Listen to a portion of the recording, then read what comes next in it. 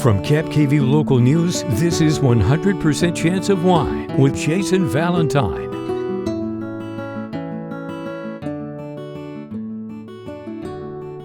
Sometimes when families start a business, it doesn't last too long, but sometimes it can last 132 years and counting. That's the legacy of the Valdemar family. We're talking with part of the fifth generation of that family, Jesus Martinez Bujanda of Valdemar Estates, the first internationally owned winery in Washington. They own a winery in Oyon, Spain, but when they decided to expand a few years ago, Jesus had an idea of where to go.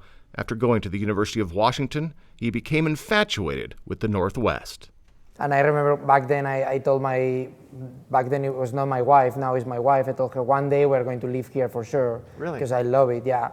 And I asked my family if they would be willing to go outside of Spain. They did the mistake of saying yes.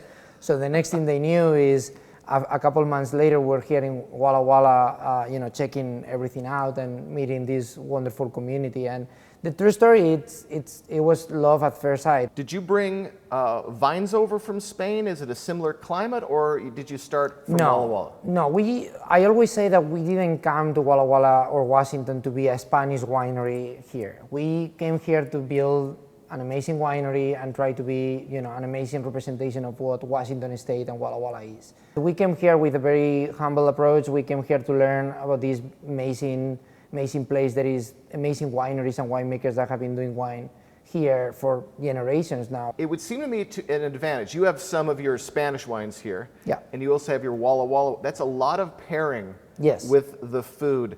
Does that go into what is served at your restaurant? Yeah, one thing that we quickly learned is we wanted to create a completely unique experience here. An amazing service, with amazing food and great wine from two different countries that are completely unique and completely different. And a great view. Yeah, exactly. And the beautiful view that we cannot buy, that is the Blue Mountains, that is stunning no matter where you look at it. So you are the first 100% inclusive and accessible winery in the entire United States, correct? Yes. Why was that important for you? That was very important. We did that already in Bodegas Valdemar in Spain. One of the first things we did in Spain was a tour for families with kids. And then we thought about inclusivity, because wineries sometimes are very tough for people with disabilities, and there is not a very inclusive experience for them sometimes. So we wanted to create that. We always say that we want our winery and our wines to be accessible to everybody, and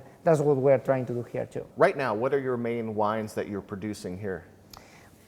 Everything is still a work in progress. This answer might change in every year, because we are, as I said, we came here very humble and to learn about this amazing estate. Mm-hmm. Marie, for winemaker, she's extremely talented for everything, but very well regarded for Chardonnay. So we have a very strong Chardonnay program. We do Cabernet, we do Grenache. Obviously, we come from Spain, we had to do it, right?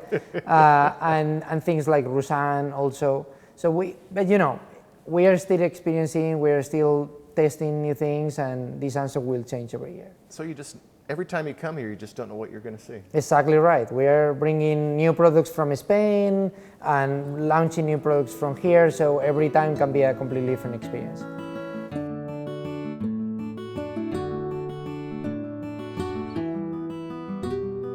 We come to you from the beautiful Vintners Village in Prosser, sitting down with Susan and Ron Bunnell of Bunnell Family Cellars in their restaurant and showcase for their wines, Wine O'Clock. Ron makes the wine, and Susan is in charge of the menu. I asked Susan what thinking goes into the menu. Having as many different wines. Right now I think we have about 32 current releases, so it allows us to do a lot more variety of food. Mm-hmm.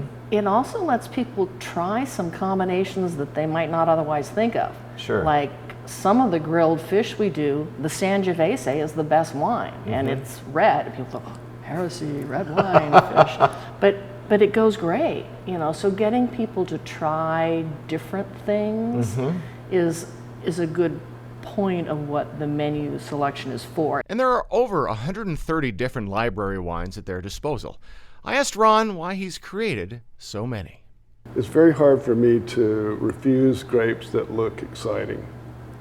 And so I keep,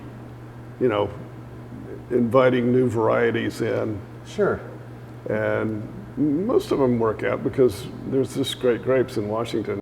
And during the COVID shutdown last year, Wine O'Clock filled the void with produce boxes and meal kits for sale. Ron even used his international contacts to get the community personal protective equipment, but they're both happy to have people back to enjoy their wine and food. What do you hope that they would experience in their time here and after they leave? I would hope that when people come to visit with us, they have an opportunity to see the breadth of wine in Washington State. Mm-hmm. That experiment of different wines, different foods, how they interact, that's what we're about. And if we can do that in a way that people can learn from it and feel good about it, mm-hmm. that's, yeah. In such a beautiful setting to do so. We hope so. In August, they were awarded the Fantastic Four Washington Winemakers of the Year by the Washington Wine Awards. Ron got to start schooling in biology and ecology, then soon he found his calling.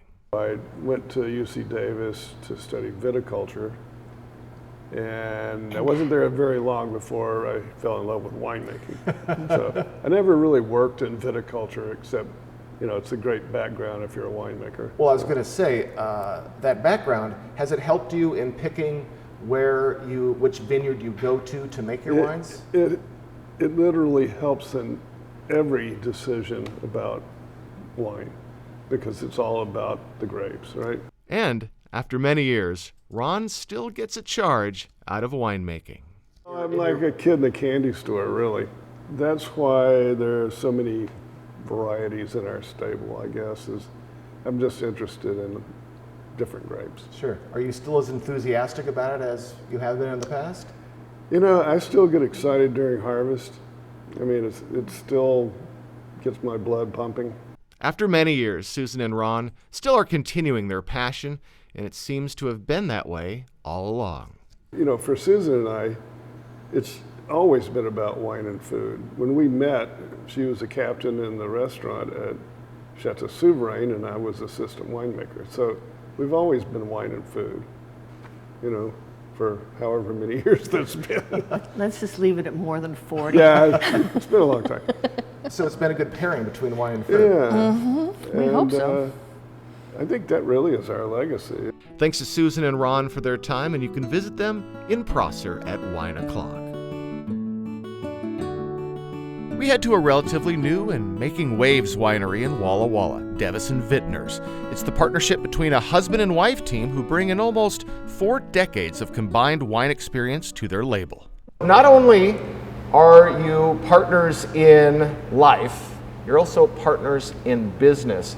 How did it get into your mind to start your own winery? Well, it was just by coincidence that a company that I was brought over here to run decided they didn't want to be in the wine business anymore. Oh. And I used that sort of transition in my life to say, Kelsey, let's just get on board with it and do it. It's always been a goal of mine to launch my own brand, but I didn't think it was going to happen that way. They were ready to go. I bought them, and I'd made them and bought them, and that's how we launched it. Okay. And at that time, we'd already had our side projects. The Beneath the Stones and the Rosé had already been started. Right. So right. It was going to be a hobby, and now it's a business. We were able to fully launch an entire line of wines. Excellent. What has developed into your vision of a great wine that you make? Wow, that's a loaded question. It's supposed to be. I would say a great wine makes itself. For the most part, we focus on wines that express certain vineyards, and we shape them or sort of mold them into a complete finished product. But there's always going to be that DNA, that typicity of the vineyard, and that's important to us. Okay, so it starts there. Then, what kind of lasting memory do you want Devison Vintners wine to give to your clients or to your customers? Probably a unique style that over-delivers for the price point, but also has that umbilical cord to the terroir of the vineyard where it came from. Small batch is kind of your philosophy for making wine? For the most part. I mean, I like to have a bunch of offerings. We don't want to grow to the point where we're forced to sell wines outside of Washington State, and so we keep each batch, if you will, or lot, pretty small.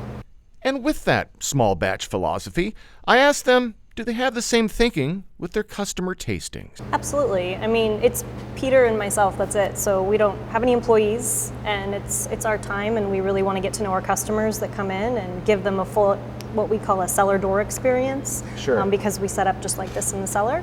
It's a lot of fun really getting that personal experience with our customers. We're small, a small producer, and it is our time, so we like to engage with our customer and our guest and spend some extra time with them. And really make sure they get that personal experience too. I mean, all of this is so personal to us, from the label design to what's in the bottle. Yeah, and they can clean the gutters if they want to. Sure. Top They can barrels. help out, absolutely.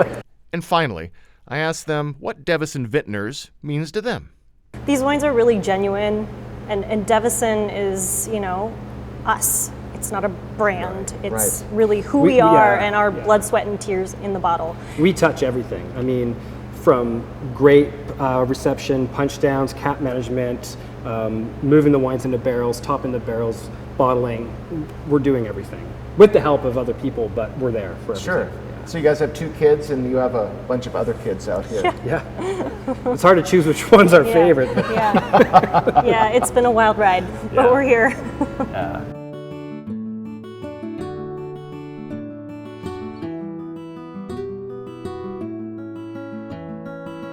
We return to Lee and Emily Fergestrom's Fortuity Cellars, established in 2017. When we last saw them, they were still a startup winery with no home base. That has changed in the last 2.5 years. We are in their new winery and tasting area in the middle of ag land in the Yakima Valley. Their award-winning wine just added a new accolade when we sat down for a chat. This is SIP Magazine. They do the best of the Northwest. They get over 1,200 submissions, and so we submitted a few wines, and our Merlot, our 2018 Merlot, got top platinum honors for the Merlot category. So we're really excited about it because we think Merlot in Washington is pretty spectacular. Sure, and there's quite a few examples of Merlot in the Absolutely, state. absolutely. So you're going to get great wine at Fortuity, and they now have the tasting room and winery to showcase that wine. One of the first things that when we were out at pouring at events, people would ask us is, where can we come see you? Where's your tasting room? And we were like, well, we don't really have one. So to have a tasting room is a first thing. But everyone loves it. SeattleMet.com, they listed you as the 3rd Yakima area winery to visit, and this is a perfect place to have a picnic. Yes. Would you agree with that? Oh yeah, and you can see the lawn right behind you here. I mean, that's what we tell people, and I think we have families that are concerned about, bringing kids wine tasting. We're like, no, bring them. We've got the lawn; they can run around. Yeah, our vision was definitely an outside tasting experience, allowing people to experience the Yakima Valley and to be surrounded by orchards and vineyards up in the hill. It's a pretty cool spot. So it definitely exceeded expectations on both sides of the tasting experience, but also the production. We're still ironing out some of the kinks and stuff. It's a great start, and I think having that vision of being outside tasting really helped us during the pandemic too. Absolutely. So. The one problem,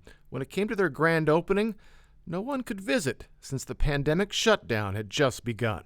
So our grand opening was set for April 10th of 2020. Had a musician, had a chef, had a big party planned, and I was thinking we were still going to be able to do that, and then it quickly became clear that an April 10th start wouldn't be. So we turned and we did a virtual event. The musician Brittany Kellogg worked with us on putting on a concert, and people picked up wine and tuned in on Facebook, and and we made the best of it. How long was it delayed before people were able to come in?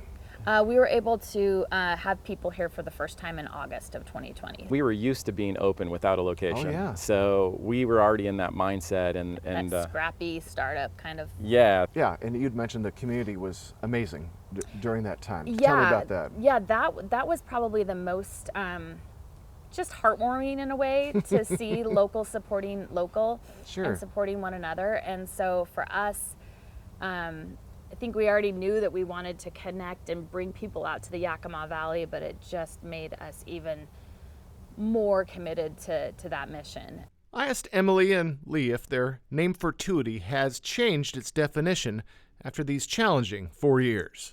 Yeah, and I would say back to the pandemic, I mean, again, we didn't expect to be tested that early, but what we learned from that is something we take away, and it gives us a lot more hunger and excitement about what we're doing. So I think we're taking bigger swings now, and it's a lot of fun. We find ourselves back in Walla Walla in a tucked-away tasting room for a relatively new winery causing a bit of a stir in the industry, Grosgrain Vineyards. I had the chance to meet with the husband and wife owners, Matt and Kelly Austin.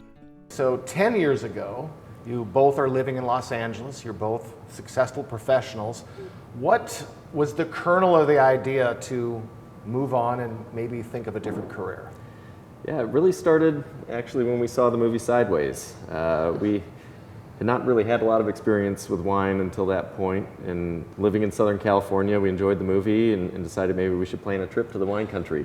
Wow. So we went to Blockbuster, rented the movie, and then the next weekend we went to Santa Barbara, and then 10 years later we have a winery. So who was the impetus? Who was the mover between you two of getting this idea started? yeah, when he gets into something, he really gets into it. Sure. yeah, just really dove in pretty deep, and you know, kind of more than other hobbies that I've had. And so I practiced for about a decade, but you know, I wasn't excited going into work every day, and so you know, all that time I should have been kind of devoting that job. I was thinking more and more about wine, and I figured, you know, why not try to do something in the field that I'm passionate about. So Matt went back to college in the Seattle area to learn about wine, came to work for a winery in southeastern Washington, and then eventually opened up their own winery. So Kelly, were you just going, I'm just going to follow Matt and see where it goes, I know this is going to work out, or were there any questions at any point? Yeah, I think I just kind of trusted him. I guess I just believed that he could do it. He's a sharp guy. It seemed there's a lot of opportunity in Washington State with wine, so yeah, it just seemed like let's go. Everything we do, we just jump in, like we just do it. So well, it seems to be working out so far. Yeah, exactly. So it's okay. Let's do it.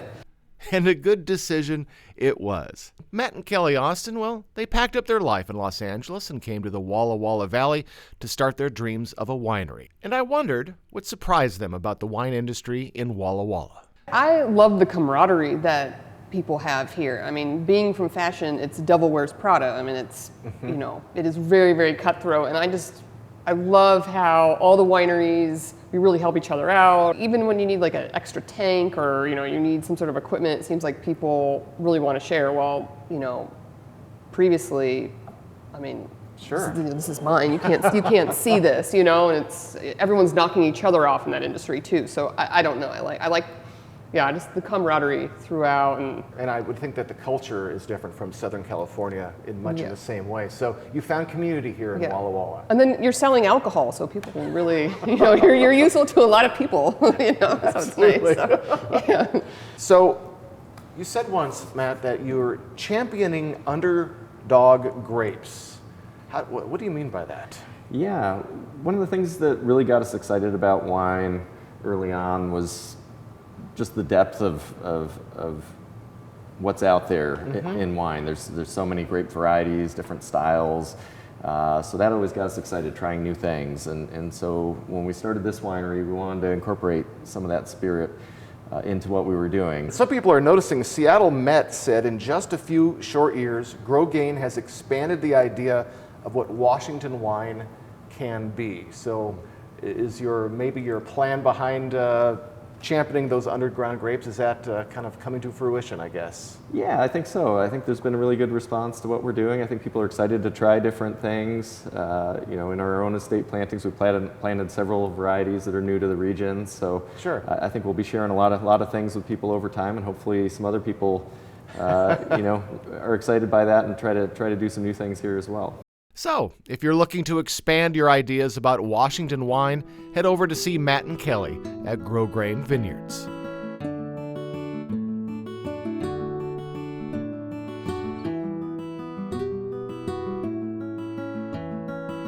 Sometimes my job is very hard. I'm here with assistant winemaker Chris Velasquez at 14 Hands and Prosser. Chris, how are you today? I am quite well, thank you. How are you? I am fantastic. I mean, this is a beautiful setup, and we're doing a featured product today.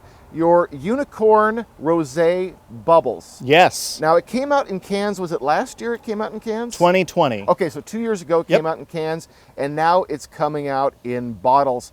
First off, tell me about the Rosé Bubbles. Rosé Bubbles is an idea of enjoyment. So when you're talking about rosé, it has access to all the events in someone's life. Bubbling everything up makes it a little bit more fun, doesn't it? 100%. Yes. And so the idea behind this wine is just make it accessible, make it everywhere, and make it fun. Sure. What does it pair well with? I mean, what are the notes behind the wine, and what does it pair with? Yeah, so most rosé in general is going to pair very similarly to the way that you would pair this Unicorn. So it has really nice bright acidity, and so it's going to pair well with cheeses. Sure. It's going to pair well with like fatty meats like salami. It also pairs really well with things like desserts. So it sounds ridiculous, but pairing rosé with a popsicle is actually really delightful. With a popsicle? A popsicle. Okay. Yep. I think the most important thing to add about the Unicorn Rosé Bubbles is that people should go into drinking this wine with the idea that they're going to enjoy whatever activity they're going to be doing. So enjoy the mythical creature Yes. that is on right the away bottle. into the sunset. And then maybe move on to something a little more complex as you move on to dinner. You can absolutely use it as a pre-dinner drink. Sure. And then move into something a little bit more serious. But that being said, if you like rosé, drink it with dinner. Yeah, drink it with dinner, absolutely. Drink it with dinner. And that's what's great about 14 Hands. Yes. You can get something fun and fanciful or something complex that might go with something else. We try to have a wide range of wines to cover everyone's palate. Absolutely. We're going to take a break from winemaking to people making a difference behind the scenes. I had the pleasure of talking with the owner and winemaker of Brainstorm Cellars, Tiffany Britton, who is also president of the Alliance of Women in Washington Wine. The Alliance started last year and is already an impressive network installed. From the beginning, Tiffany is hoping the Alliance can help in a meaningful way. What kernel of an idea came to the formation of the Alliance? Well, honestly, a friend of mine took a winemaking position on the east side of the state, and she had previously been on the west side where she had a large group of friends and coworkers in the wine industry. And she got a hold of everyone she could find on the east side and said, hey, do you guys want to get together and like do something? And we did. And we realized we wanted to do more than just get together. We wanted to make it a real impactful group. And the group formed early last year with a volunteer leadership board who cover the vast array of specialties in the wine industry. And to know you have knowledgeable people ready to assist is what the Alliance is all about. Honestly, being able to know that there's others out there and like a support system is one of the biggest stumbling blocks that I found in my career. So as they entered 2022, the Alliance decided a good way to give back would to be helping a student. We raised so much money with our initial launch that we were like, well, what do we do with all this money? And one of the big things that we did want to do was put together a scholarship. So with the help of the Washington Wine Industry Foundation, we created a scholarship for women in the industry. The $5,000 scholarship deadline just passed, but they already have enough money for another scholarship next year. What are the long-term goals for the Alliance? Our long-term goals are really just to create a brave space for women and our advocates to be able to ask questions, connect with each other, kind of help promote diversity, equity, and inclusion within the Washington wine industry. Because, you know, the better players on your team, the better team you have.